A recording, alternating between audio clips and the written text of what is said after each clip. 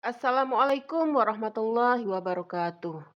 Anak-anak, jumpa lagi hari ini dengan materi kita berjudul Iman kepada Kitab-Kitab Allah. Menjadi generasi pencipta Al-Quran yang toleran. Pada bab ini, kita akan masuk pada pelajaran meyakini bahwa Allah Subhanahu wa Ta'ala menurunkan kitab-kitab kepada Rasul-Nya. Yuk kita simak video berikut.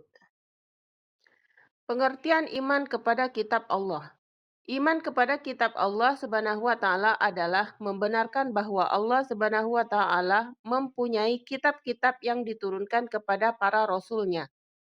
Kitab-kitab itu merupakan kalam Allah Subhanahu wa taala yang berfungsi sebagai cahaya dan petunjuk bagi manusia. Kitab-kitab yang diturunkan Allah kepada rasul-Nya adalah: yang pertama adalah kitab Taurat. Kitab Taurat adalah kitab yang diturunkan oleh Allah Subhanahu wa taala kepada Nabi Musa alaihi salam.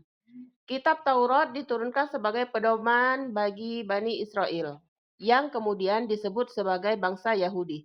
Kitab Taurat hanya digunakan untuk memutuskan perkara orang-orang dari Bani Israel saja, karena kitab ini memang hanya diturunkan bagi mereka. Yang kedua yaitu kitab Zabur. Kitab Zabur adalah kitab yang diturunkan oleh Allah Subhanahu wa taala kepada Nabi Daud alaihi salam. Nabi Daud alaihissalam menggunakan kitab Taurat untuk memutus berbagai perkara orang-orang Yahudi. Namun, kepada Nabi Daud alaihissalam, Allah Subhanahu wa taala juga menurunkan kitab Zabur.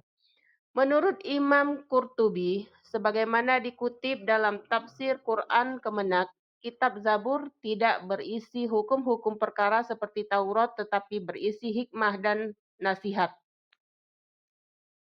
Yang ketiga yaitu kitab Injil.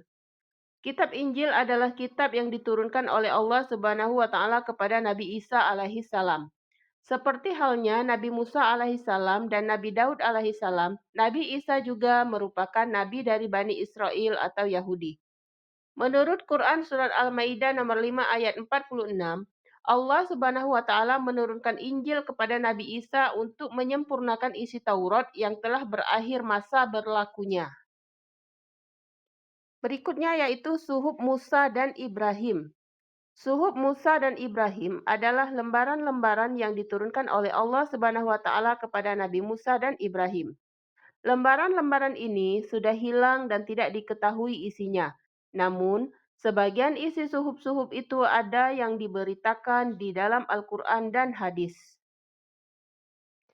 Yang keempat adalah kitab Al-Quran. Kitab Al-Quran merupakan wahyu Allah yang diturunkan kepada Nabi Muhammad SAW. Wahyu Allah terakhir yang membawa kebenaran, mencakup isi dan membenarkan kitab sebelumnya. Meskipun demikian, Al-Quran memiliki syarat tersendiri yang berbeda dengan kitab-kitab sebelumnya. Syariat yang terdapat di dalam Al-Quran berfungsi menggantikan syariat yang terdapat dalam kitab-kitab sebelumnya.